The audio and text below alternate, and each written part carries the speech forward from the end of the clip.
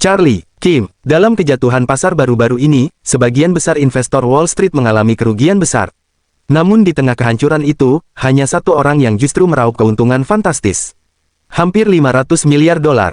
Suara pria tua bernama Robert Rubin, Menteri Keuangan Amerika Serikat dan mantan ketua Goldman Sachs, terdengar tenang, namun kata-katanya menghantam keras. Benar-benar mengesankan seandainya aku bisa mendapat keuntungan sebesar itu meski hanya sekali saja, balas Presiden Amerika sambil menghela napas. Namun raut Rubin tak berubah.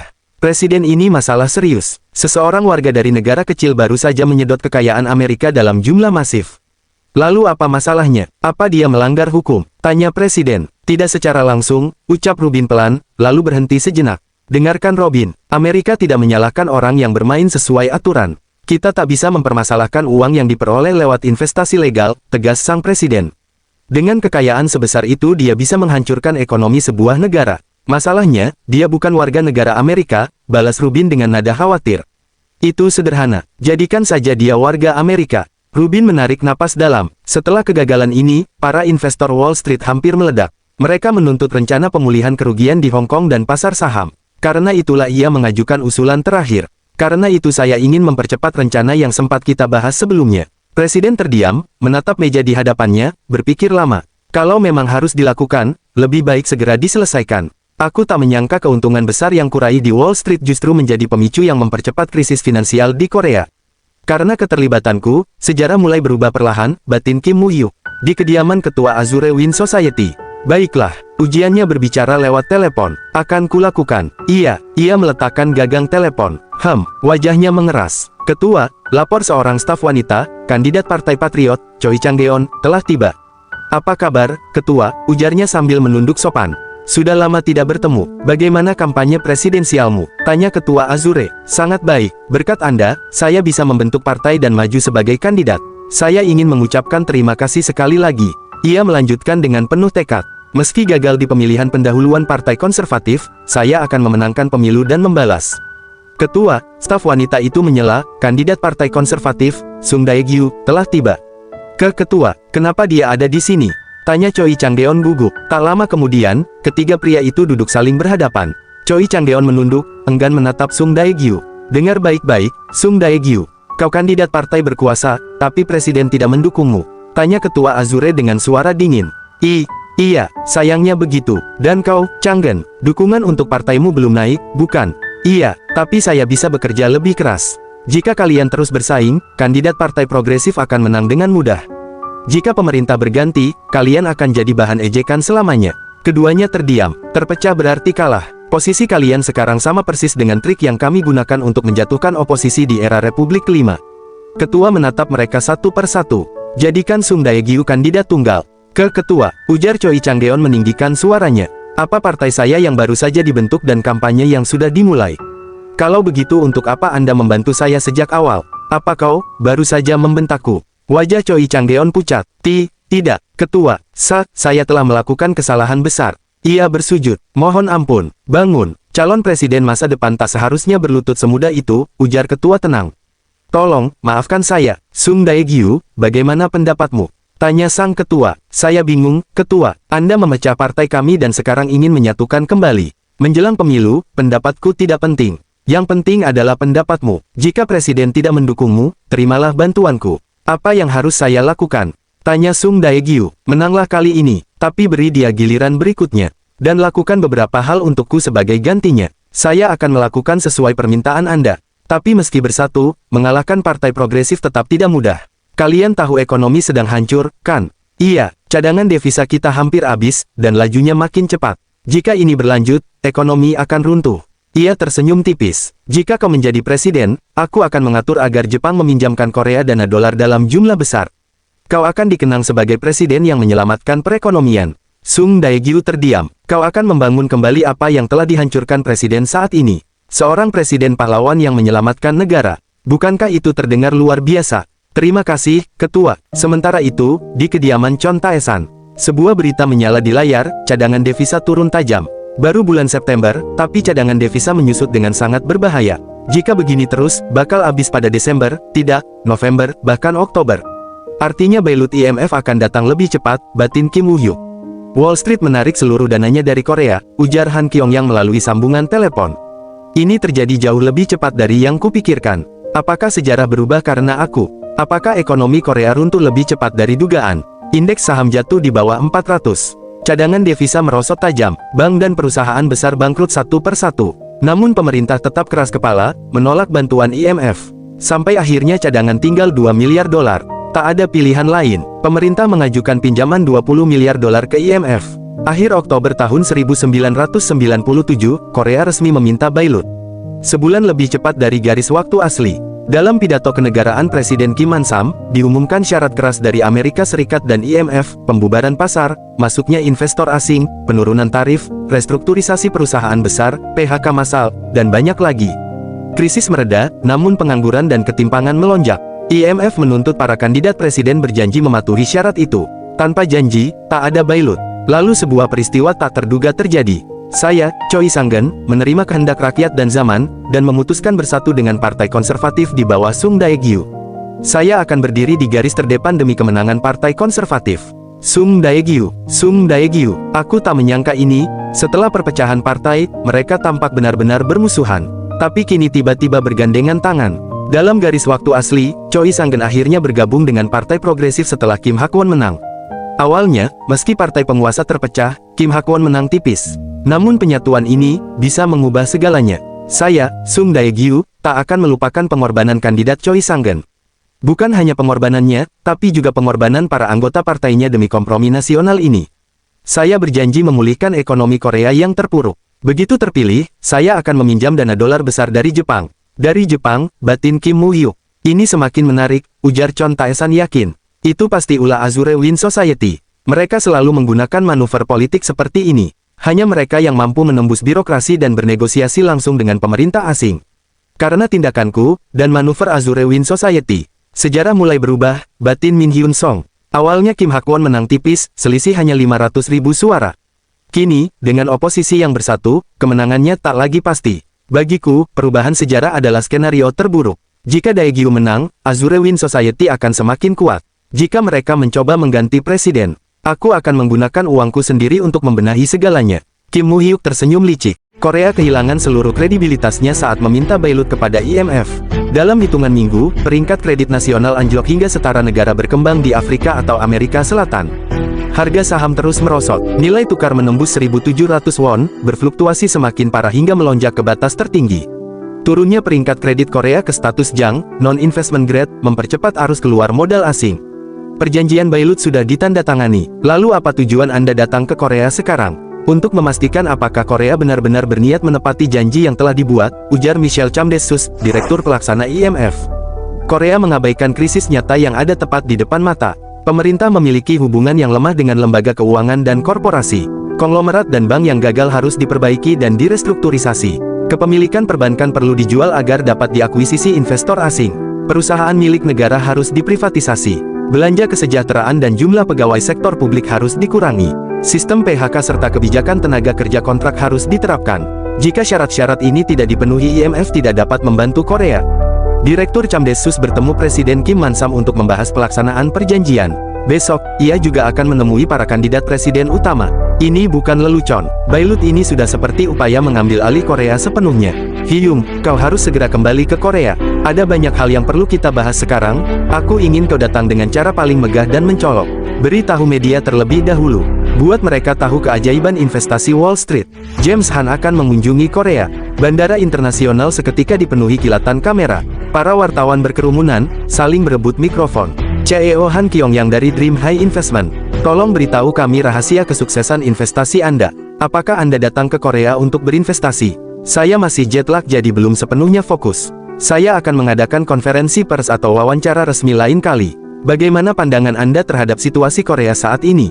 Tolong beri satu komentar saja. Kedaulatan ekonomi telah diserahkan kepada IMF.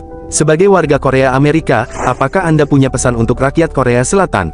Han Kyong-yang memegang kacamatanya. Ia berhenti sejenak, lalu dengan yakin berkata, 3 tahun. Dalam 3 tahun Korea bisa bangkit kembali. Saat ini ekonomi Korea memang terguncang. Itulah alasan saya kembali ke Korea dan mengapa saya berencana berinvestasi di sini. Saya percaya pada kekuatan dan potensi rakyat Korea. Bukankah kita pernah menciptakan keajaiban Sungai Han? Syarat IMF mungkin terasa berat, namun pasar modal pada akhirnya memang harus dibuka. Tidak ada negara yang bisa tumbuh jika mengisolasi diri. Inilah saatnya pemerintah dan masyarakat Korea untuk sadar dan melakukan refleksi. Setelah kita melewati krisis devisa ini, Korea akan tumbuh menjadi negara yang jauh lebih kuat. Tuan Han Kyung-yang, silakan ikut bersama kami. Apa sih, siapa kalian? Tanya Han Kyung-yang bingung. Kami dari Blue House, Presiden ingin bertemu dengan Anda. Apa Blue House? Tidak ada pemberitahuan sebelumnya. Saya sudah punya jadwal lain. Mohon ikut bersama kami. Tunggu, apa yang kalian lakukan? Hei, hentikan. Kami bertanggung jawab atas keselamatan James Han. Lepaskan dia. James Han adalah warga negara Amerika Serikat. Siapa yang memberi kalian wewenang untuk membawa paksa seorang warga AS? Jika ini berlanjut, kami akan mengajukan protes resmi. Nama saya Eric Clarke. Saya membantu Charlie Kim membentuk PMX-nya. Selama Anda berada di Korea, kami yang akan menangani keamanan Anda. Mari kita pergi. Apa PMC? Perusahaan militer swasta. Han Kyung-yang terkejut. Di sebuah gedung perusahaan yang menjulang tinggi, berita terus berputar di layar besar. Legenda Wall Street Han Kyung-yang. Ekonomi Korea memiliki potensi besar. Han Kyung-yang meminum segelas air. Kerja bagus. Pasti cukup mengejutkan ya, ujar Kim Moo-hyuk santai. Jangan tanya kenapa kau memanggil begitu banyak wartawan, bahkan sampai aku belum sempat turun tangan, ujar Han Kyung-yang tak habis pikir. Maaf, aku hanya menyebutkannya sekilas saat pura-pura menelepon beberapa pemilik media untuk sekadar menyapa. Dan semua reporter langsung berdatangan, balas Kim Moo-hyuk enteng. Tapi soal PMC ini apa? Kenapa urusan bisnis perlu perusahaan militer? Tanya Han Kyung-yang heran. Untuk keamanan, kupikir Hyung akan membutuhkannya, jadi sudah kupersiapkan. Tapi masih butuh waktu sebelum resmi berdiri. Baiklah, jadi kenapa kau memanggilku? Tanya Han Kyung-yang menagih. Apa yang harus kulakukan untuk negara ini di tengah krisis? Memang ini peluang besar bagi kita. Tapi tetap saja, gunakan dana cabang New York untuk berinvestasi di saham dan perusahaan Korea. Daftarnya akan kusiapkan. Namun mulai sekarang Hyung hanya boleh melakukan investasi terbuka dan transparan. Itu peran Hyung. Lalu siapa yang mengelola dana di perusahaan cangkang yang kita dirikan di Tax Havens? Seseorang bernama Eva Jo. Dia akan menjalankan instruksiku. Dia akan menyapu bersih semuanya, bola-bali lewat jalur legal dan ilegal.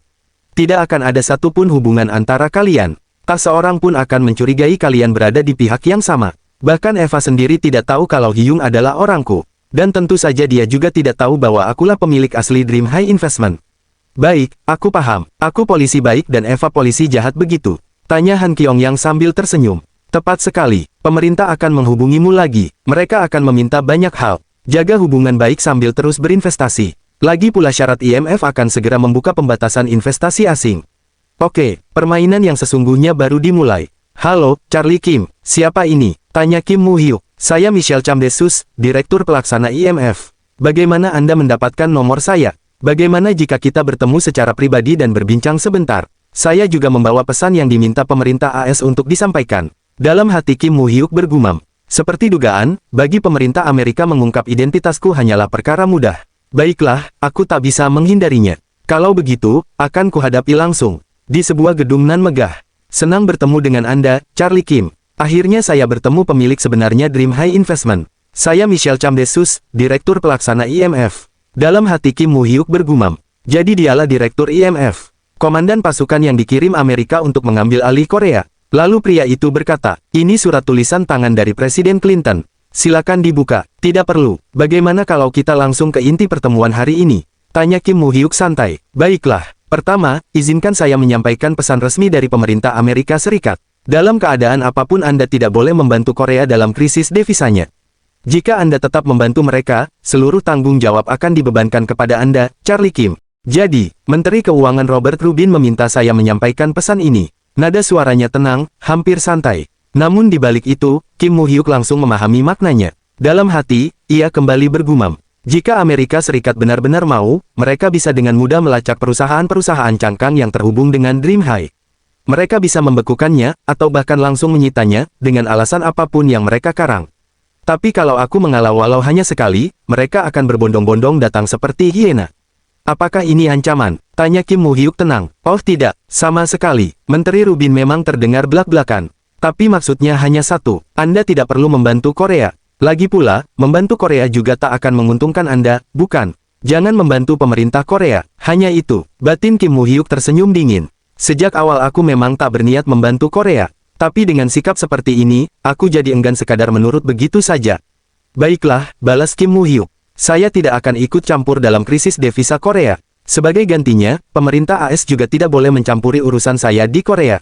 Di Korea berbagi itu kebiasaan, bukan? Atau Anda mau menyapu bersih semuanya seperti yang terjadi di Hong Kong? Saya tidak pernah melawan kehendak Wall Street. Saya hanya membaca situasi dan mengambil pilihan yang berbeda. Dalam hati Michelle Chamdesus bergumam. Anak muda Asia ini, ternyata bukan orang biasa. Saya hanya bercanda. Saya sudah tahu betapa agresifnya investasi Dream High. Saya akan menyampaikan syarat Anda kepada pemerintah AS. Senang bertemu dengan Anda, Tuan Chamdesus. Menarik, Direktur Pelaksana IMF, yang bertingkah seolah Bank Dunia, datang kepadaku hanya sebagai kurir Amerika. Mereka memang tahu betul seberapa besar kekuatan yang kumiliki. Tidak seperti pemerintah Korea Selatan. Keesokan harinya, IMF menyatakan bahwa negosiasi telah selesai, namun dukungan penuh belum dimulai. IMF menuntut surat komitmen tertulis dari seluruh kandidat presiden. Sung Dae-gyu dari Partai Konservatif langsung menyetujuinya. Kim Hak-won menolak, menyebut kesepakatan itu terlalu dini. Dengan sisa 10 hari, survei menunjukkan Sung berada di angka 44% dan Kim di 40,1%. Jarak itu perlahan, tapi pasti, melebar. Moo-hyuk menghubungi Han Kyung-yang melalui sambungan telepon. Seperti yang kau bilang, Blue House meminta pertemuan resmi.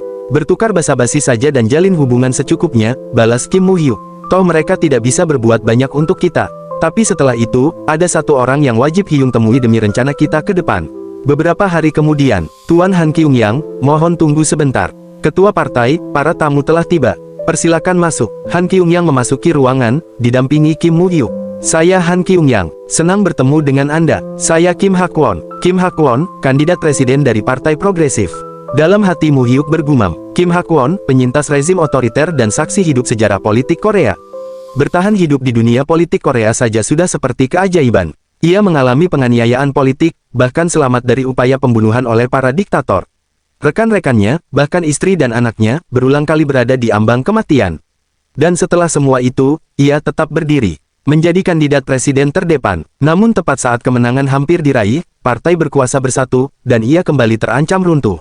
Anda adalah, tanya Kim Hak-won pada Kim Moo-hyuk. Kim Moo-hyuk, cucu ketua Chon Tae-san, balasnya sambil menunduk sopan. Saya selalu berterima kasih atas dukungan besar ketua calon untuk kampanye kami. Saya terkejut ketika beliau mengatakan Anda ingin bertemu saya, Tuan Han Kyung-yang. Tak saya sangka kalian sudah saling mengenal. Legenda Wall Street dan cucu Raja Rentenir Myeongdong. Terima kasih sudah membawanya ke sini. Saya ingin berbicara dengan Tuan Han secara pribadi. Bisakah Anda menunggu di luar? Dalam hati Kim Woo-hyuk bergumam. Dia tak suka seorang rentenir dunia gelap ikut duduk dalam pertemuan dengan legenda Wall Street. Dia masih belum paham juga. Kandidat Kim Hak-won, ucap Han Kyung-yang. Moo-hyuk bilang saya mungkin bisa membantu Anda. Itulah alasan saya datang. Tapi tampaknya kami tidak disambut. Kalau bukan karena dia, saya tak akan berada di sini. Saya ini pebisnis, bukan politisi, tegas Han Kyung-yang sambil bangkit dari duduknya. Kalau begitu, saya doakan Anda sukses dalam pemilu ini. Tunggu, Tuan Han Kyung-yang. Apa yang sedang Anda lakukan? Hyung, kenapa bersikap seperti ini? Mari duduk dan bicara. Aku tidak berurusan dengan orang yang tak tahu berterima kasih, bahkan untuk sekadar basa-basi. Aku ini investor. Aku tidak menerima kerugian. Bahkan jika itu permintaanmu, Moo-hyuk. Dalam hati Kim Moo-hyuk bergumam. Orang ini bisa jadi aktor. Aku memang menyuruhnya menekan Kim Hak-won, tapi tak menyangka dia melakukannya dengan begitu mulus. Apa maksud Anda dengan ucapan tadi? Tanya Hak-won. Maksud saya, berbeda dengan Amerika, donasi politik di Korea itu ilegal. Kakek Moo-hyuk tetap membantu Anda meski tahu risikonya, tapi Anda tak tampak menghargainya. Mendengar itu, Hak-won terdiam. Jadi saya ragu Anda akan menghargai bantuan saya. Hak-won mematung. Hyung, hentikan, timpal Kim Moo-hyuk. Dalam hati ia bergumam. Dia terlalu serius. Kita benar-benar akan diusir. Kandidat Kim, saya tahu bagaimana kakek saya membangun kejayaannya dengan bekerja sama dengan rezim militer. Namun beliau dan saya berbeda. Saya tidak datang sebagai wakilnya. Saya datang sebagai pendukung Anda. Saya sungguh percaya bahwa Anda harus menjadi presiden. Anda benar. Saya terlalu sempit berpikir. Dengan isu penyatuan partai berkuasa akhir-akhir ini, saya jadi terlalu sensitif.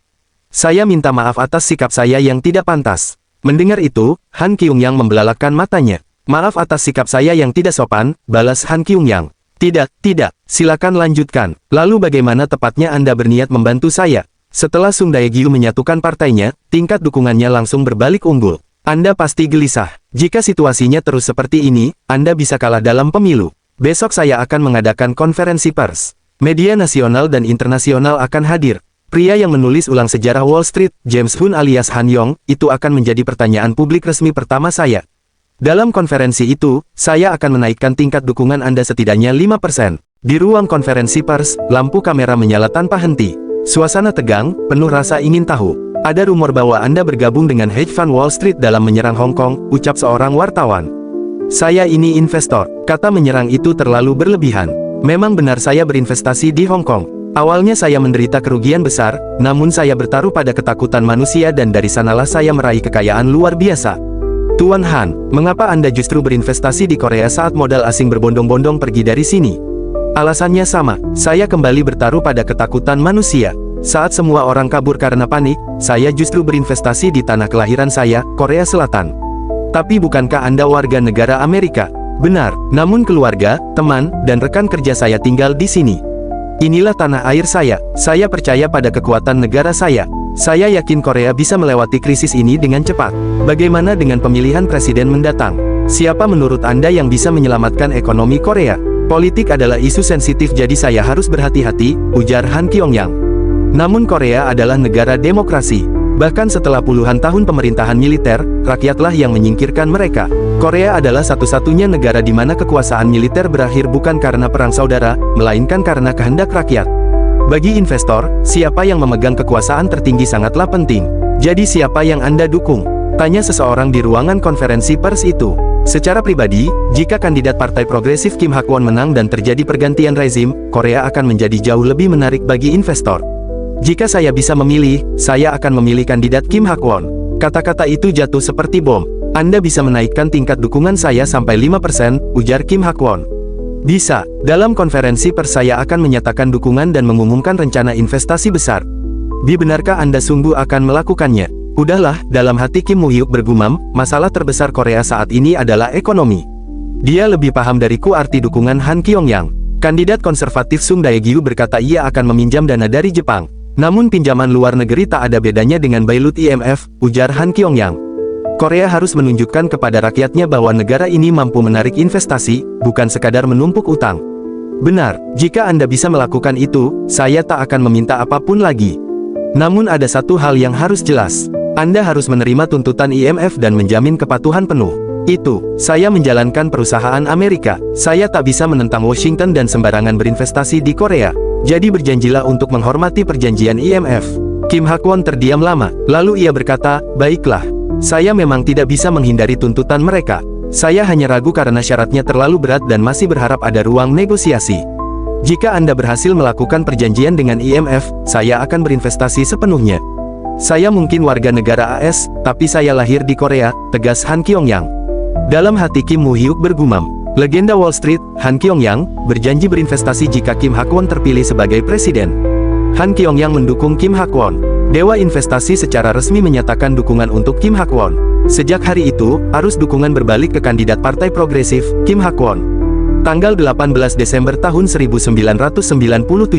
Dengan perolehan 50,4% suara, Kim Hak-won terpilih sebagai presiden.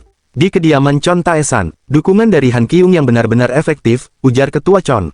Jadi ini rencanamu, perusahaan Han Pyongyang itu sebenarnya milikmu, kan, Mu-hyuk? Tanya Chon Tae-san santai. Kakek sudah tahu, apa kau pikir aku tak akan tahu? Aku tahu kau meminta sekretaris Han mencari Han Kyung, bahkan mengirimnya ke Amerika. Aku tak tahu detail apa yang kau lakukan dengan uang yang kutitipkan. Saya menjadikan Han Kyong-yang investor sukses di Wall Street dengan 400 miliar itu. Dan itu membantu saya mengubah arah pemilu. Kerja bagus. Tidakkah kakek ingin tahu lebih jauh? Aku yakin kau melakukannya dengan baik. Bahkan tanpa bantuanku pun kau pasti berhasil. Aku hanya membantumu menghemat waktu, bukan? Dalam hati Kim Mu-hyuk bergumam. Itu benar, dan juga tidak. Tanpa dukungan kakek, semuanya akan memakan waktu jauh lebih lama. Tidak, bantuan kakek adalah faktor terbesar, balas Kim Mu-hyuk. Cukup, aku akan membantumu satu kali lagi, lalu aku harus beristirahat, ujar Ketua Chon Tae-san sambil bangkit dari duduknya. Tapi waspadalah terhadap Azure Wind Society. Mereka telah menancapkan pengaruh lebih dalam di Korea daripada yang kau kira. Kau mengerti maksudku, kan? Di televisi, Presiden terpilih Kim Hak-won sedang berpidato. Sementara itu, di kediaman Ketua Azure Wind Society, sebuah meja dipukul keras. Wajahnya mengeras, giginya bergertak menahan emosi. Di sebuah bangunan tinggi dan megah, tim transisi Presiden terpilih Kim Hak-won berkumpul. Pak Presiden, selamat atas kemenangan Anda, ujar Ketua Jungwoo Group, Park Dae-ho. Terima kasih, Ketua Park. Saya berharap dukungan Anda terus berlanjut. Lagi pula, Anda jauh lebih ahli ekonomi daripada saya. Hah, tentu saja, saya akan melakukan yang terbaik. Namun segera setelah pemilu, laporan menyebut banyak perusahaan runtuh. Ratusan perusahaan besar maupun UMKM tutup setiap hari. Bagaimana dengan kondisi Jungwoo Group? Tanya Kim Hak-won. Kami baik-baik saja. Bukankah kami yang pertama melakukan globalisasi, berinvestasi di Eropa Timur dan wilayah lain? Ujar Park Dae-ho meninggikan suaranya. Para penasehat saya sangat khawatir. Haha, mereka hanya teoritikus yang duduk di balik meja kantor. Tak ada bisnis yang hidup tanpa utang. Kami hanya mengalami masalah likuiditas jangka pendek. Masalah itu akan segera kami selesaikan. Namun bagaimana dengan perusahaan lain yang berada di ambang krisis? Bagaimana jika kita mengadakan gerakan pengumpulan emas nasional? Pengumpulan emas. Emas bisa dijual di mana saja untuk mendapatkan dolar secara instan. Itu bisa mengatasi krisis sekaligus mempersatukan rakyat. Sekali dayung, 2-3 pulau terlampaui. Gerakan pengumpulan emas itu ide yang bagus. Jika Anda mempercayakannya pada kami, Jungwoo Group akan memimpin. Jungwoo Group, tanya Kim Hak-won. Perdagangan adalah keahlian saya. Jungwoo Trading punya cabang di seluruh dunia. Kami bisa menjual emas dengan harga terbaik tanpa mengambil keuntungan. Ya, Anda memang bisa menjual es di Kutub Utara. Baiklah, Anda pimpin gerakan pengumpulan emas itu. Terima kasih, Pak Presiden. Saya tak akan mengecewakan Anda. Sebagai imbalan karena tak mengambil keuntungan, saya ingin dukungan finansial. Tentu, begitu dana IMF masuk, Jungwoo Group akan dihubungi. Perusahaan yang memimpin perlawanan terhadap krisis harus didukung terlebih dahulu. Terima kasih, Pak Presiden. Dalam hati Park Dae-ho bergumam. Aku mendapatkan semuanya. Dana publik dan hak menjual emas. Ia tersenyum licik. Sementara itu, di sebuah tempat lain. Sudah lama, Jaksa Agung. Bagaimana kabar Anda? Seperti biasa. Bagaimana denganmu? Kudengar Pyeongchangdong dipenuhi perusahaan yang memburu dolar. Sepertinya Ketua Chon sedang menikmati masa kejayaannya. Kau pasti sibuk membantunya. Ada keperluan apa ke sini? Tolong hancurkan Jungwoo Group, tegas Kim Moo-hyuk. Di kediaman Chon Tae-san, seorang pria parubaya menunduk dalam-dalam di hadapan sang ketua. Ketua Chon Tae-san, terima kasih. Berkat Anda saya bisa melewati krisis ini, ujarnya penuh hormat. Saya pasti akan membalas budi ini. Tak lama kemudian, kendaraan hitam perlahan keluar dari gerbang kediaman Chon Tae-san. Kim Woo-hyuk mendekati sang kakek. Itu tadi Ketua Choi dari D Group. Tanyanya, benar, para konglomerat yang dulu mengabaikanku sekarang merangkak kembali, memohon-mohon minta dolar. Hampir semua dari 20 grup teratas datang. Para ketua konglomerat itu gelisah sekali dan terus mengamati suasana hatiku setiap detik. Chon Tae-san tertawa kecil, dingin. Ah, bajingan itu. Si ketua Song bahkan menuntut uang seolah aku berutang padanya, hahaha. Apakah syaratnya sudah kakek tetapkan seperti yang saya minta? Tentu saja, tanpa uang tunai, jaminan apa yang bisa mereka tawarkan? Obligasi konversi, bisa dikonversi menjadi saham dalam 1 tahun, jatuh tempo 10 tahun. Samsung mencerminkan elektronik, Dahyun otomotif, dan Ensung memilih semikonduktor. Terima kasih, kakek, balas Kim Moo-hyuk.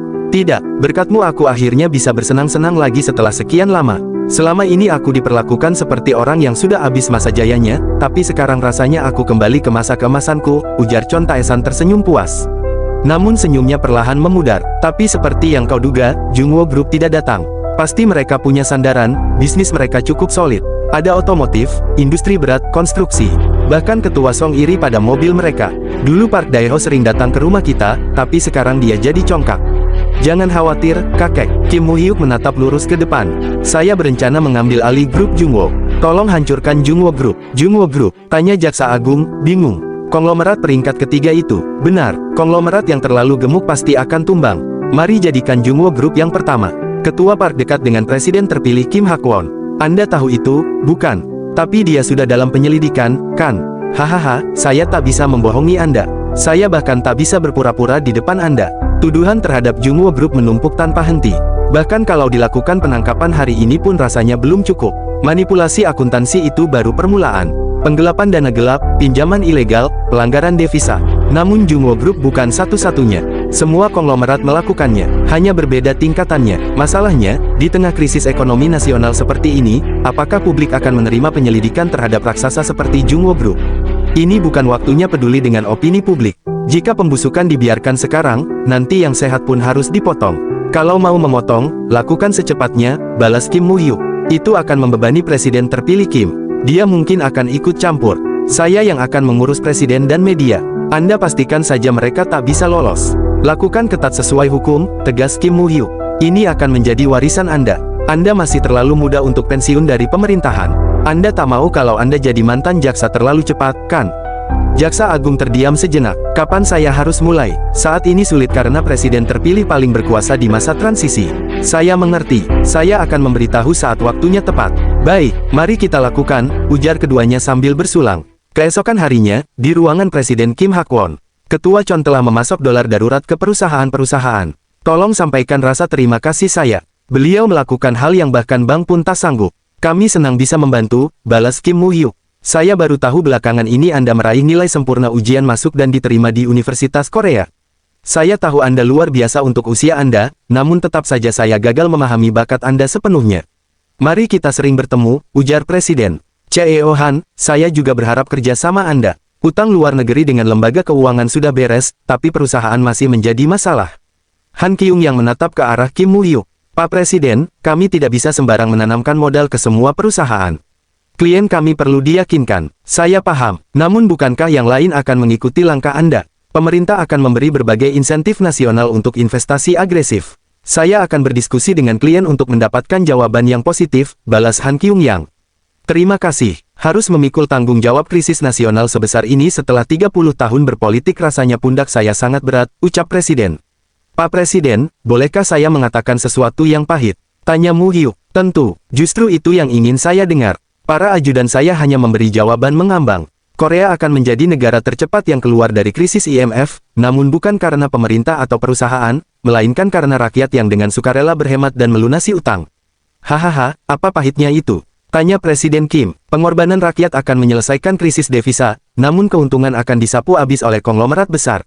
Restrukturisasi akan menuntut rakyat berkorban, sementara konglomerat menjadi jauh lebih kuat dengan dana publik.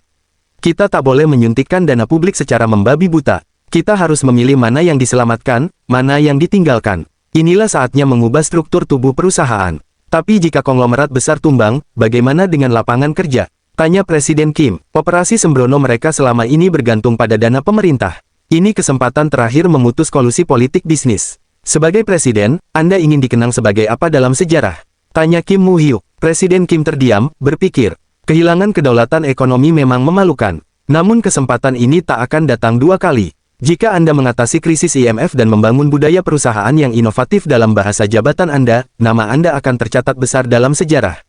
Konglomerat akan melawan, namun dengan IMF sebagai alasan, Anda bisa menerapkan kebijakan apapun, terang Kim Moo-hyuk. Mendengar itu, Kim Hak-won mulai berpikir serius. Maaf jika saya melampaui batas, ujar Kim Moo-hyuk. Tidak, saya setuju. Para ajudan sibuk membela konglomerat, tapi Anda tepat sasaran. Pak Presiden, rapat komite transisi sudah siap, ujar staf melapor. Ah, baiklah, Tuan Moo-hyuk, mari sering bertemu. Mampirlah ke Blue House lain waktu. Saya ingin mendengar lebih banyak. Baik, Pak Presiden, itu sebuah kehormatan, ujar Kim Moo-hyuk menjabat tangan Kim Hak-won. Kini kendaraan Kim Moo-hyuk kembali ke kediaman Chon Tae-san. Bagaimana perkembanganmu, Eva? Tanya Moo-hyuk melalui sambungan telepon. Tidak ada masalah, kami sudah merekrut figur-figur kuat mafia dari kalangan bisnis, politik, dan direktur independen. Borong semua properti potensial yang muncul di market. Jangan khawatir soal uang, tegas Kim Moo-hyuk. Siap, bos, balas Eva patuh. Lakukan secepat mungkin, masih banyak yang harus dibeli. Oh iya, apa sudah kamu selidiki yang kusebutkan? Sudah, sesuai dugaanmu, di Hong Kong beredar rumor bahwa Peregrine akan segera bangkrut. Peregrine, sebuah bank investasi yang dibentuk oleh konsorsium modal Tionghoa perantauan, tumbuh pesat selama masa ledakan ekonomi Asia. Dengan pertumbuhan lebih dari 40 kali lipat dalam waktu kurang dari 10 tahun, Peregrine menjelma menjadi bank investasi terkemuka di Asia. Pergilah ke Hong Kong, jika menurutmu bagus, ambil alih. Apa, Peregrine? Aku, benarkah ini sungguhan? Tanya Eva terkejut. Bos, aku cinta kamu. Aku pesan tiket sekarang juga. Dalam hati Kim Moo-hyuk bergumam. Ia hampir diusir dari HSBC. Mengakuisisi Peregrine, bank investasi nomor 1 Hong Kong, akan menjadi sinyal kebangkitannya di dunia finansial Hong Kong. Eva, kemana saja kau? Aku khawatir karena kau tiba-tiba menghilang. Kupikir terjadi sesuatu yang buruk. Aku memulai bisnis di Korea. Sudah cukup basa-basinya, Daniel. Bagaimana hasil penyelidikanmu soal Peregrine? Masih berjalan, mereka jelas diambang kebangkrutan. Mereka menutupinya, tapi, aku akan membayarmu mahal. Cari tahu secepatnya, waktuku terbatas untuk belanja. Eva, sebenarnya koneksi macam apa yang kau dapatkan? Tanya Daniel. Koneksi bos killer sungguhan, balas Eva. Malam harinya, lampu temaram sebuah bar di Hong Kong memantulkan bayangan gelas-gelas kristal.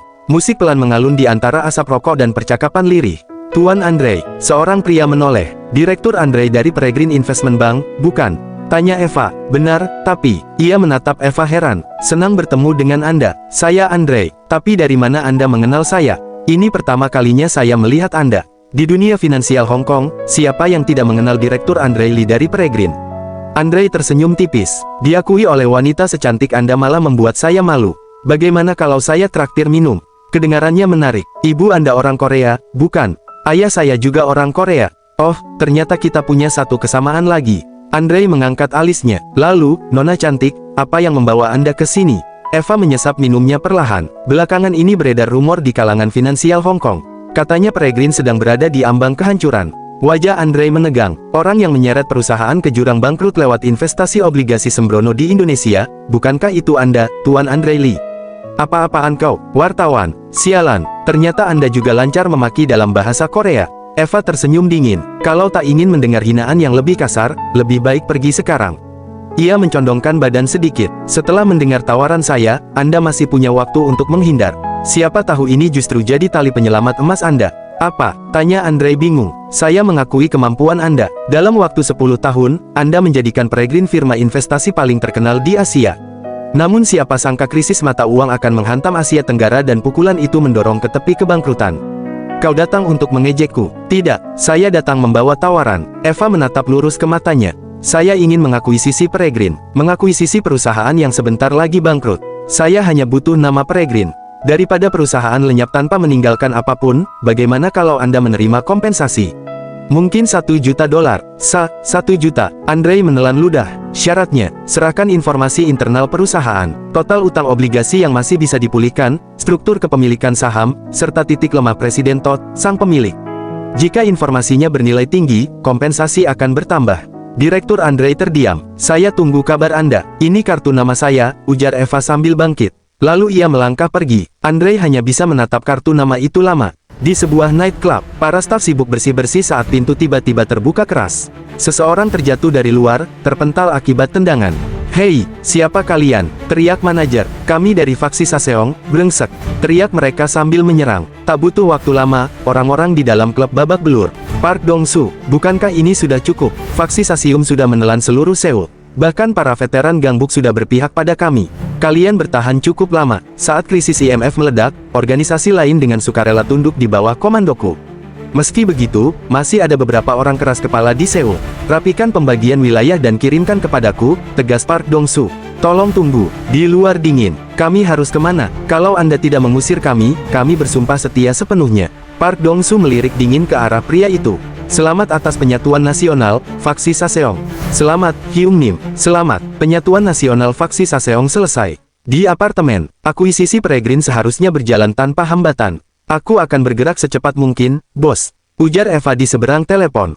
Bagus, Eva. Kerjakan dengan cepat dan segera kembali. Masih ada urusan lain di sini. Hei, itu siapa wanita ajak ke sini lain kali biar Hyung ini lihat langsung. Mataku tajam kalau soal wanita, ujar Park Dong-soo. Bukankah sudah waktunya Hyung menetap? Tidak, hidup begini, mati begini pun tak masalah. Lagi pula pada siapa karma ini akan kuturunkan. Selamat atas penyatuan nasional. Sekarang tak ada organisasi di Korea yang mampu menantang Hyung. Benar, masih ada kelompok kecil, tapi tak sebanding. Anggota yang terlibat insiden faksi Bayo akan segera dibebaskan. Makasih sudah mengurusnya. Mereka keluar lebih cepat dari perkiraanku. Dulu ada orang bernama Lee Soo-hyong, bukan? Saat dia bebas, bisa Hyung kirim ke Busan. Tentu, kalau bukan dia, siapa lagi yang bisa kupercaya menjaga Busan? Sejak kecil dia sudah melewati segalanya bersamaku. Aku mempercayainya tanpa ragu. Yakuza akan segera bergerak, jadi Busan sangat penting. Yakuza, tanya Park Dong-soo heran. Setelah batas suku bunga dicabut, perusahaan keuangan Jepang akan masuk bersama Yakuza, dan Busan akan jadi pijakan pertama mereka di Korea. Sung-yong akan menangani dengan baik. Lihat juga Lee Sang-geun. Mungkin karena persiapannya matang, dia menjalankan perusahaan dengan sangat baik. Bahkan ada yang bilang aku cuma bos, sebenarnya bos adalah Lee Sang-geun. Dalam hati Kim Woo-hyuk bergumam, Lee Sang-geun adalah negosiator hebat. Di tengah kepentingan yang saling bertabrakan, ia mendengar semua pihak dan menengahi konflik. Penyatuan ini bisa tercapai tanpa pertumpahan darah besar, sebagian besar berkat perannya yang senyap. Dan Hyung tak keberatan, selama anak buahku hidup layak, itu sudah cukup. Berkatmu, banyak orang memanggilku bos besar, bahkan tak pantas bagiku. Aku hanya ingin tetap di Busan, menjaga satu wilayah, dan hidup tenang. Sederhana saja, yang terlalu merendah menguasai dunia bahwa Korea Selatan bukanlah mudah. Semuanya soal uang, pisau dan pentungan tak dibutuhkan lagi. Selama kau memberi makan mereka, mereka datang sendiri. Tanpa krisis IMF ini, akan butuh puluhan tahun. Karena semua kehabisan uang, mereka membuang harga diri dan merangkak masuk. Aku tak tahu apakah dunia yang berubah, atau memang sejak awal seperti ini. Dalam hati Kim Woo-hyuk bergumam. Benar, era gangster yang berkuasa lewat kekerasan telah berakhir. Saat ini adalah era di mana uang menentukan segalanya. Keesokan harinya, warga negara yang saya hormati. Hari ini, saat saya dilantik sebagai presiden ke-15. Saya berdiri di sini bukan dengan kegembiraan, melainkan dengan tanggung jawab besar untuk mengatasi krisis nasional. Kita tengah menghadapi krisis mata uang IMF. Ujian terbesar sejak berdirinya negara ini. Namun potensi kita besar, kita pasti bangkit kembali. Demokrasi dan ekonomi pasar adalah dua sisi mata uang yang sama. Dua roda dari satu kereta. Tanpa mengembangkan keduanya secara seimbang, kemajuan ekonomi sejati dan keadilan sosial tak akan tercapai. Kita akan memutus hubungan politik dan bisnis serta membangun negara transparan dengan persaingan yang adil. Jaksa Agung menatap ke depan. Ini Kim Woo-hyuk. Besok kita mulai menangani Jungwoo Group. Dalam batin Kim Woo-hyuk bergumam. Sebuah perang uang, tanpa romansa dan tanpa kesetiaan, resmi dimulai. Di gedung perusahaan Jungwoo, pagi itu ketenangan runtuh seketika. Kami dari Kejaksaan Agung. Suara lantang menggema di aula utama. Atas dugaan manipulasi laporan keuangan, penggelapan dan pembentukan dana gelap, kami akan melakukan penggeledahan dan penyitaan di kantor pusat Jungwoo Group secara efektif mulai sekarang. Beberapa karyawan terdiam membeku. Ini adalah surat perintah penangkapan darurat atas nama Ketua Park Dae-ho.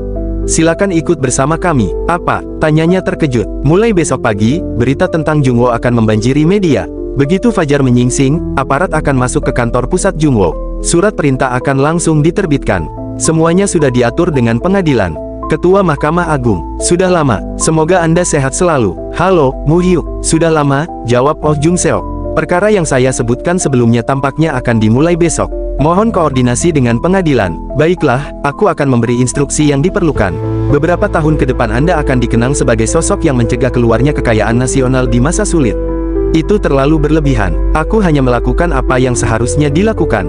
Dalam hati Kim Woo-hyuk bergumam, meski Ketua Mahkamah Agung Oh Jung-seok tak bisa bertindak langsung, para hakim aktif dan pensiunan yang terhubung dengannya akan menempati posisi kunci di Jungwoo Group dan perusahaan-perusahaan lain yang akan diakuisisi. Di ruang sidang, Park Dae-ho duduk dengan wajah tegang. Dalam hatinya amarah dan kebingungan bercampur. Apa-apaan penangkapan tiba-tiba ini, penggeledahan dan audit pajak sekaligus. Ini tak mungkin terjadi tanpa persetujuan presiden. Tapi presiden tak punya alasan memperlakukanku seperti ini. Siapa sebenarnya yang berada di balik semua ini? Tiba-tiba pintu ruangan dibuka. Senang bertemu dengan Anda, saya Jaksa Oh Hyun-woo. Apa ini? Kenapa bocah ingusan sepertimu ada di sini? Panggil Kepala Divisi Investigasi Khusus. Kepala Divisi sedang sibuk, jadi saya yang menangani kasus ini dengan senang hati.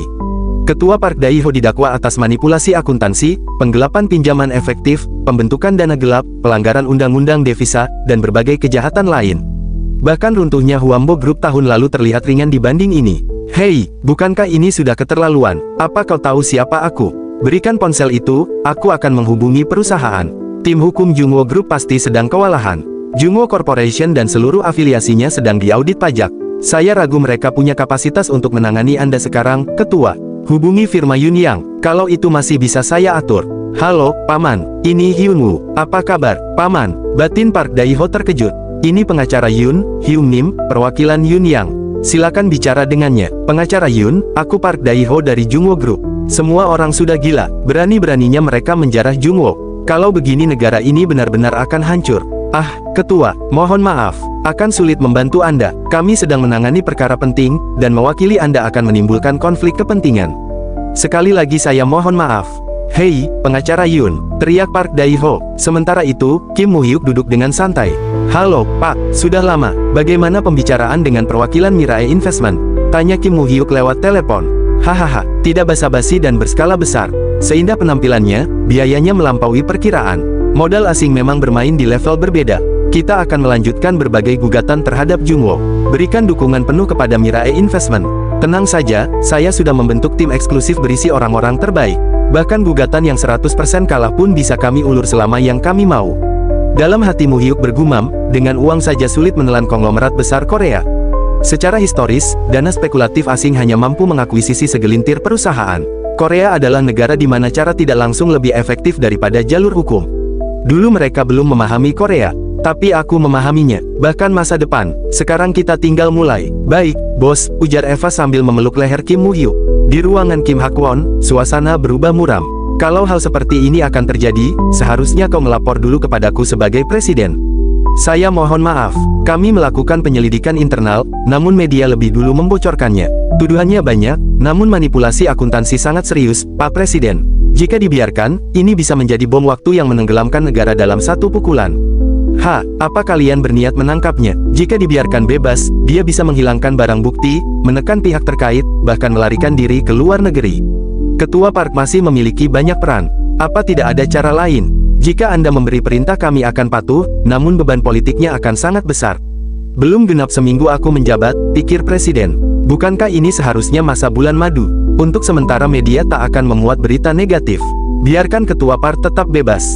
Aku tidak melarang penyelidikan, hanya sesuaikan ritmenya. Tiba-tiba seorang ajudan masuk. Pak Presiden, mohon lihat berita sekarang juga. Ada apa? Kami sedang mempersiapkan pengambil alihan secara paksa atas anak perusahaan inti Jungwoo Group, ujar Eva Jo, CEO Mirae Investment. Kami mengambil keputusan ini karena tak lagi bisa mentoleransi penyimpangan Ketua Park Dae-ho. Kami akan meluncurkan penawaran tender terhadap Jungwoo Corporation dan anak perusahaan intinya bersama para pemegang saham dan seluruh investor. Pembawa acara menambahkan bahwa perusahaan investasi asing Mirae Investment secara mendadak mengumumkan pengambil alihan paksa atas anak perusahaan inti Jungwoo Group. Untuk pertama kalinya sejak krisis IMF, konglomerat sebesar ini menjadi target. Perekonomian Korea kembali terguncang. Apa-apaan ini? Teriak Pak Presiden. Bang, investasi AS menuntut pemerintah Korea menjelaskan sikap kita terhadap Jungwoo. Mereka mengatakan, tergantung posisi pemerintah, bailout IMF bisa dibatalkan. Apa? Panggil Menteri Keuangan sekarang juga. Baik, untuk saat ini mari kita pikirkan dengan tenang apa yang akan kita lakukan terhadap Ketua Park. Terus laporkan perkembangan penyelidikan. Baik, seberapa parah manipulasi akuntansinya? Yang terungkap sejauh ini sudah melebihi 25 triliun won. Dan itu baru puncak gunung esnya saja. 25 triliun. Metodenya begitu rapi, seperti buku teks manipulasi akuntansi yang disusun puluhan ahli. Mengungkap semuanya akan memakan waktu lama. Gumam Pak Presiden sambil memegang keningnya. Di ruangan itu, para menteri keuangan telah duduk berhadapan. Jika kita memanfaatkan kesempatan ini untuk memberi peringatan pada konglomerat lain, akan sulit menyuntikkan dana publik ke Jungwoo, ujar Menteri Keuangan. Jika kita menyelamatkan Jungwoo, ekonomi Korea bisa runtuh. Terutama IMF tidak akan tinggal diam. Jika pemerintah turun tangan menyelamatkan grup berisiko kepemimpinan, tak ada investor yang mau menanamkan modal di Korea. Di sisi lain, sebenarnya perusahaan apa Mirae Investment itu? Tanya Pak Presiden. Konya Eva Jo, mantan bankir Hong Kong yang mendirikan perusahaan ini sebelum kesepakatan IMF. Diduga modal dari Hong Kong dan Inggris berada di belakangnya. Mereka termasuk arus modal asing terbesar di negara ini. Katanya akan dilakukan pengambil alihan paksa. Menurutmu bagaimana? Kemungkinan besar sulit. Bahkan jika mereka membeli semua saham di market, dengan struktur kepemilikan silang Jungwoo, kemenangan tidak mudah. Namun seiring waktu, tak ada yang pasti. Dari sudut pandang asing, struktur kendalinya memiliki banyak celah. Di luar modal, utang dan aset bermasalahnya terlalu besar. Konglomerat lain enggan turun tangan.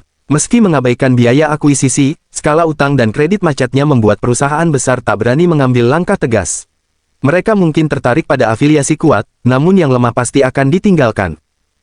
Jadi benar-benar tak ada jalan keluar. Hanya ada satu orang yang bisa kita minta bantuan, ujar Menteri Keuangan. Anda juga tahu, Pak, satu-satunya investor yang bisa menjadi penolong bagi pemerintah. Di kediaman Chon Tae-san, kenapa Han Kyong-yang? Seperti yang kau prediksi, mereka menanyakan apa aku bisa datang ke Blue House secepatnya. Besok, kau juga diundang, Woo-hyuk. Dalam hati Kim Woo-hyuk bergumam, sepertinya Presiden benar-benar terdesak. Semuanya berjalan persis sesuai rencana. Di ruang rapat Presiden Direktur Samsung Group, suasana memanas sejak awal. Grup lain sudah saling sikut untuk mengakuisisi anak perusahaan Jungwoo, rapat ujar CEO Samsung Group membuka pembicaraan. Bisnis Jungwoo mana yang harus kita ambil? Karena Asin Motors sulit ditarget sekarang, arah pembicaraan segera mengerucut. Kita harus mengincar Jungwoo Motors, ujar Ha Sung-hun, Presiden Direktur Samsung Motors. Efek sinerginya juga akan sangat besar. Nada sinis langsung menyambar. Kau saja belum bisa mengelola Samsung Motor, kenapa butuh yang lain?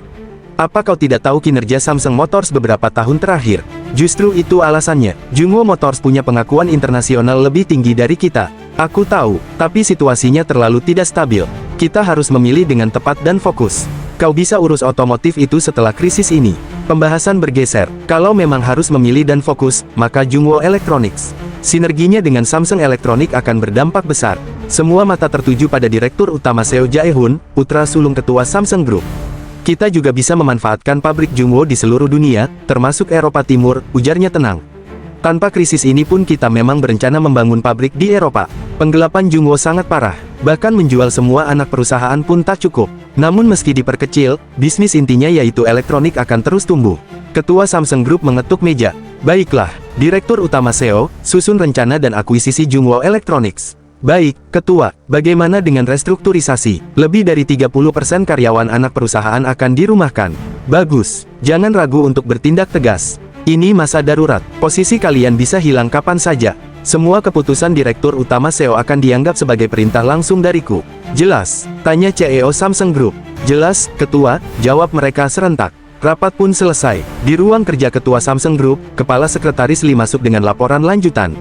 Bagaimana reorganisasi struktur manajemen? Semua staf sekretariat sedang menyiapkan rencana. Berkat krisis devisa, biayanya bisa ditekan dan menguntungkan Direktur Utama Seo Jae-hoon. Namun, masalahnya saya milik Ketua Chon di Pyeongchang. Karena butuh dolar, kita menyerahkan banyak obligasi konversi, bahkan saham inti sebagai jaminan. Jika dia menggugat hak suara, kita bisa terdampak. Ketua Samsung Group memegangi kepalanya. Orang tua itu masih hidup seperti kecoa. Tak akan mati cepat. Kau bilang cucunya Kim Woo-hyuk memegang saham terbanyak, bukan? Benar, Chon Suman, bajingan bodoh itu. Aku menikahkan putriku demi uang Ketua Chon, tapi aku tak pernah menyukainya. Bagaimana kabar Hikyung? Kabar Nona baik. Ia menjalankan bisnis hotel bersama Nona Jisoo. Operasional dipegang Nona Jisoo. Kemampuannya luar biasa. Pendapatan hotel naik 2 kali lipat dibanding tahun lalu. Jisoo memang pintar sejak kecil. Suruh Hikyung urus hotel sendiri dan panggil Jisoo ke kantor pusat. Saat Ketua Chon wafat, kita gugat warisan dan ambil kembali saham itu. Ia menatap putranya dalam-dalam. Jadikan dia orangmu, Direktur Utama Seo. Jangan terlalu percaya pada ikatan darah. Ironisnya, itu juga satu-satunya yang bisa dipercaya. Kau mengerti, kan? Saya mengerti, ayah. Jangan khawatir. Permisi, Ketua, ujar staf. Ada apa? Kim Woo-hyuk, hari ini membawa CEO Han Kyong-yang ke Blue House.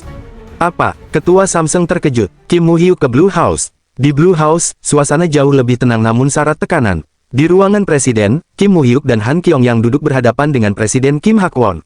Selamat datang, maaf sambutan saya terlambat, padahal Anda yang membantu saya mencapai posisi ini.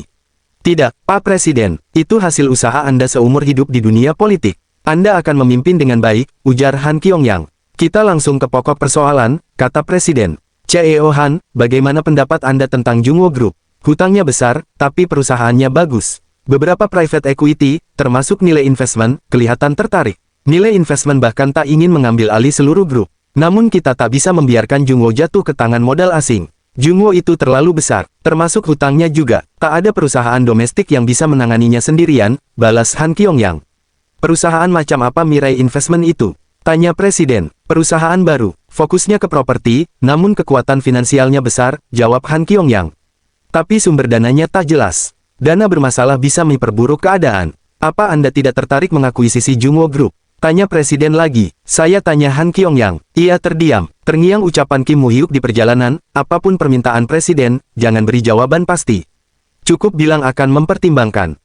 Gumam Han Kyong-yang. Tolong, ujar Presiden. Pemerintah akan membantu Anda mendapat harga bagus demi krisis ini. Tapi hutang Jumbo sangat besar. Banyak yang pasti akan hilang akibat manipulasi akuntansi, penggelapan, dan malpraktik. Saya menyukai investasi agresif, tapi risikonya terlalu tinggi, ujar Han Kyong-yang. Anda hanya perlu menanganinya sementara. Setelah manajemen stabil, perusahaan domestik akan membeli kembali dengan harga bagus, ucap Kim Hak-won. Mendengar itu, Han Kyong-yang mengulang pelan, menanganinya sementara. Saya tidak masuk perebutan akuisisi untuk dijual lagi demi untung. Jika saya masuk, itu untuk menjadikannya kelas dunia. Bagi saya, Jungwoo tidak semenarik perusahaan top di Amerika. Saya peduli dengan Korea, tapi saya bukan filantropis. Orang-orang yang suka mengorbankan apa saja demi membantu sesama dan membuat perubahan positif.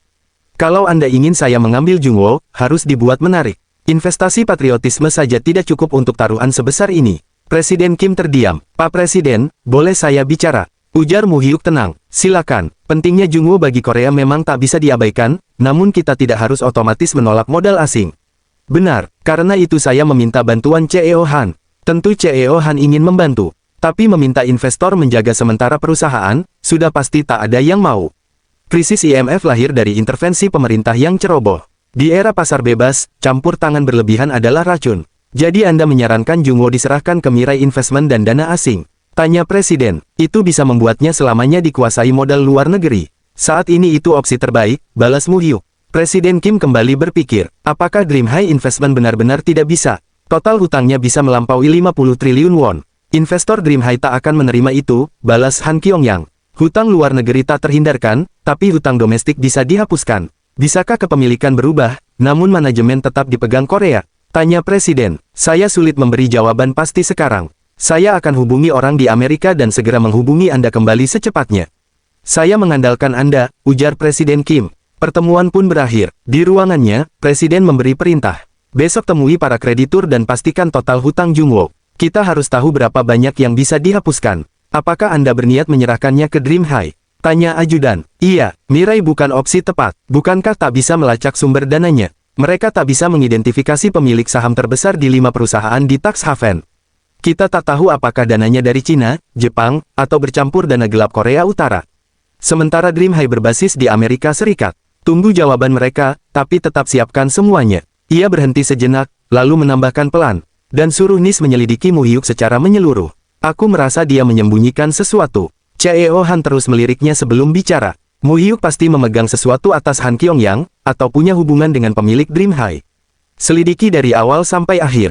Hyung, menurutmu bagaimana? Tanya Kim Mu Hyuk tentang Jungwoo Group, sejujurnya. Kenapa harus mengeluarkan uang untuk membeli perusahaan Korea yang terlilit hutang? Padahal di Amerika saja banyak perusahaan sehat. Mu Hyuk tersenyum tipis. Hyung belum paham kekuatan konglomerat Korea. Di Korea, menjadi konglomerat bukan sekadar soal uang. Aku tahu itu, tapi bukankah tujuan utama IMF memang membongkar konglomerat Korea? Tanya Han Kyong-yang. Mustahil. Mungkin dari sudut pandang Amerika terlihat tidak adil, tapi di Korea konglomerat adalah kekuatan yang tidak pernah tumbang, balas Mu Hyuk tanpa ragu. Kecuali Korea kalah seperti Jepang dulu. Membubarkan konglomerat itu nyaris mustahil. Di Korea, gelar konglomerat berada di luar batas imajinasi, dan aku berniat memilikinya. Han Kyong-yang terdiam sejenak, lalu mengangguk. Baiklah, kalau itu keputusanmu, akan kulakukan. Jungwoo Group juga punya banyak talenta. Selama mereka tidak terlibat korupsi besar, sebagian besar eksekutif bisa dipertahankan, bahkan dipromosikan. Oke, Han menarik napas. Kira-kira dari utang 50 triliun won milik Jungwoo Group, berapa banyak yang bisa dihapuskan? Tidak perlu, Mu Hyuk menjawab datar. Dalam negosiasi final nanti, ambil seluruh jumlah grup tanpa penghapusan utang.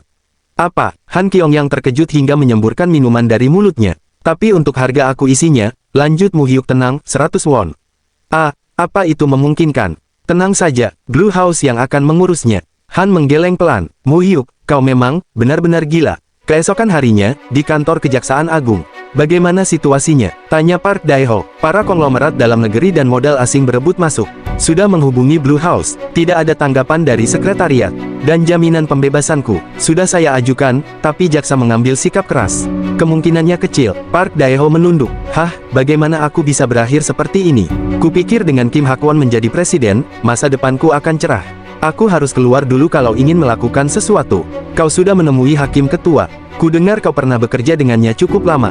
Dia menolak menemui saya. Sepertinya atasan sudah mengunci semua pintu yang ada.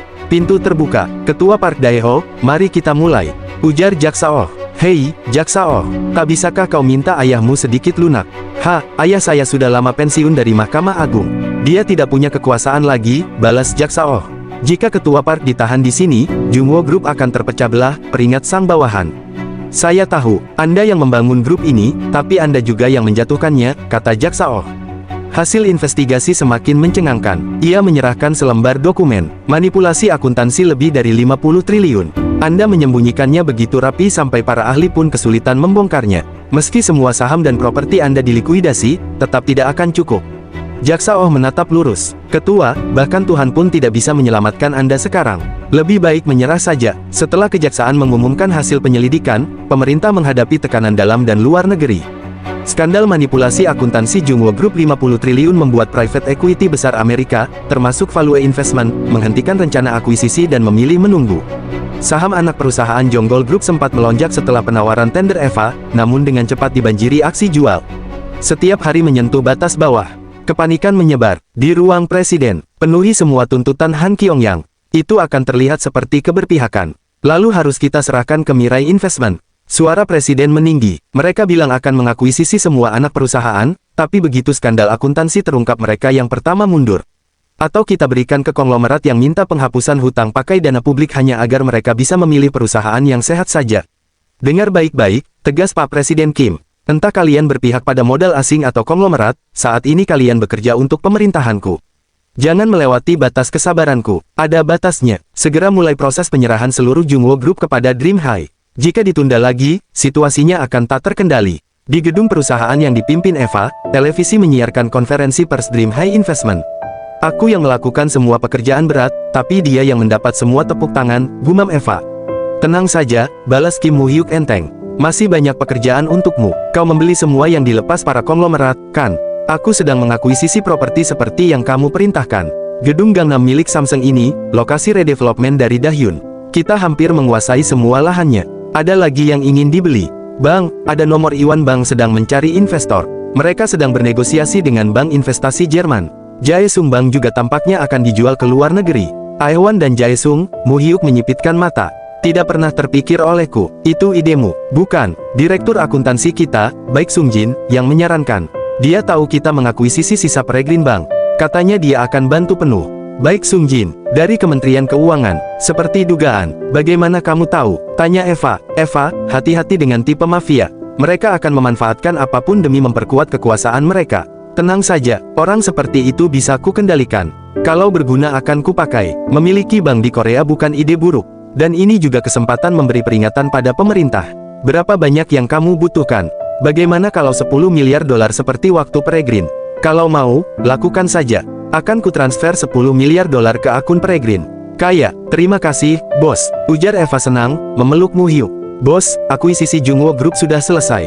Jadi bagaimana kalau malam ini? Untuk sementara hubungan kita harus dirahasiakan. Meski pengamanannya ketat, kita tidak bisa terlalu lama bersama. Dalam hati Kim Woo-hyuk bergumam, bukan hanya Eva, kemungkinan besar aku juga sedang diawasi. Malam hari di ruang Presiden Kim. Cahaya lampu meja menyorot tumpukan laporan yang terbuka. Hubungan Han Kyong-yang dan Kim Woo-hyuk bermula saat Woo-hyuk melunasi utang pinjaman sahamnya. Dia kemudian pindah ke Amerika dan mendirikan Dream High, lapor Direktur NIS. Seorang debitur tiba-tiba menjadi investor sukses di Wall Street. Apa itu masuk akal? Dari mana dia mendapatkan dananya? Presiden Kim menyipitkan mata. Pemerintah AS tidak menanggapi permintaan kita untuk melacak aliran dana tersebut. Kim Woo-hyuk juga terhubung dengan Eva Jo, CEO Mirai Investment. Apa? Presiden Kim terkejut. Gedung Mirai Investment dimiliki oleh Polar Construction, dan pemilik sebenarnya adalah Kim Woo-hyuk. Eva Jo pertama kali bertemu dengannya di Hong Kong dan mereka kembali terlihat bersama di Korea baru-baru ini. Direktur NIS berhenti sejenak sebelum melanjutkan. Dia juga dikabarkan bertemu secara pribadi dengan Direktur Pelaksana IMF, Cham Desus, sehari sebelum negosiasi Bailut. Cham Desus, Presiden Kim berdiri. Bagaimana bisa? Kami belum mengetahui hubungan pastinya, namun pertemuan mereka berlangsung cukup lama, ujar Direktur NIS. Presiden Kim terdiam. Hubungan Kim Woo-hyuk dengan Mirai Investment dan Dream High berarti dia mempermainkan kita. Siapapun yang mengakuisisi Jungwoo pada akhirnya hanyalah bidaknya. Ada lagi, aku bahkan takut untuk bertanya, kata Direktur NIS perlahan. Entah kenapa, dia juga terlibat dalam konflik geng 6 tahun lalu. Geng yang kalah berada di bawah perlindungan Azure Wind Society. Azure Wind Society yang itu? Tanya Presiden Kim. Betul, sepertinya Kim Woo-hyuk memiliki permusuhan dengan mereka. Jadi kemungkinan besar ia membuat Han Kyong-yang mendukung Anda dalam pemilu untuk menghalangi Azure Wind Society, karena mereka mendukung kandidat partai konservatif. Presiden Kim menghela napas. Pantas saja dia tiba-tiba mendukungku tanpa meminta apapun. Tujuannya bukan memenangkanku, melainkan menghambat Azure Wind Society. Ia menatap kosong ke depan. Melawan Azure Wind Society, ya, ada kelemahan yang bisa kita gunakan. Sesuatu untuk menekannya, tanya Presiden Kim. Belum ada bukti aktivitas ilegal, jawab Direktur NIS. Kalau begitu biarkan Jungwoo Group jatuh ke tangan Dream High, putus Presiden Kim. Tapi terus selidiki Kim Woo-hyuk sampai kau menemukan sesuatu. Beberapa hari setelahnya, Han Kyong-yang dan para bank kreditur menandatangani MOU restrukturisasi Jungwoo Group. Upacara penandatanganan itu mengumumkan penjadwalan ulang pembayaran utang selama 5 tahun, dan Dream High akan mengakuisisi seluruh saham anak perusahaan. Harga akuisisinya hanya 100 won, dengan syarat menanggung seluruh utang Jungwoo Group. Raksasa bisnis Korea yang dulu tak tergoyahkan kini resmi menjadi milik Dream High. Di ruang Presiden Kim, selamat atas pelantikan Anda, Pak Presiden. Kami akan mendukung pemerintahan baru secara aktif. Situasi saat ini pasti menjadi beban berat bagi Anda.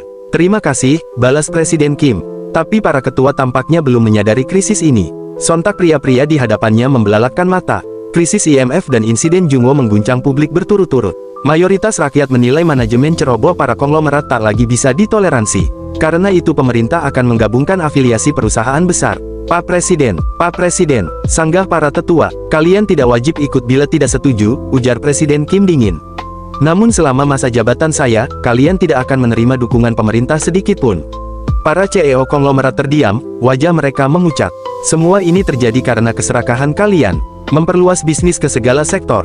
Bukankah pemerintahan sebelumnya sudah berkali-kali memperingatkan bahaya investasi berlebihan dan tumpang tindih?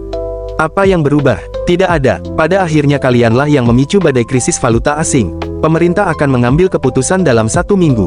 Dan saya peringatkan, jangan coba ikut campur. Upaya menyuap pejabat atau mempengaruhi keputusan hanya akan membawa kehancuran bagi kalian. Apa sudah jelas? Kesepakatan besar yang dipimpin pemerintah membuat dunia bisnis tak punya ruang untuk melawan. Tanpa dana talangan publik, para konglomerat terpaksa menjual aset utama mereka. Di gedung Prestige, Jungwo juga menerima perintah restrukturisasi, ujar Han Kyong-yang. Anak perusahaan elektronik dan otomotif yang tidak stabil ingin aku lepaskan, 30% manipulasi akuntansi dan utang terkonsentrasi di sana. Samsung tampaknya mengincar salah satunya. Anak perusahaan otomotif bisa kita lepas, tapi bukan elektronik, balas Kim Moo-hyuk. Serahkan Jungwo Motors ke Samsung dan kita akuisisi Lucky Semikonduktor. Bukankah Dahyun juga mau mengambil saham Lucky dan menggabungkannya? Mereka tidak sanggup mengakuisisi Asin Motor saja sudah terlalu berat bagi mereka. Memangnya semikonduktor sepadan dengan melepas otomotif? Itu cuma komponen komputer, kata Han Kyong-yang. Di masa depan, semikonduktor akan menguasai segalanya, jawab Kim Moo-hyuk tenang. Kita harus memilikinya. Dalam hati ia bergumam, anak perusahaan semikonduktor digabung ke Jungwo Electronics, anak perusahaan peralatan rumah tangga digabung ke Lucky Electronics. Unit-unit yang terlalu terpecah petrokimia, kereta, dirgantara, pembangkit listrik, mesin kapal, dipisah menjadi 6 perusahaan baru.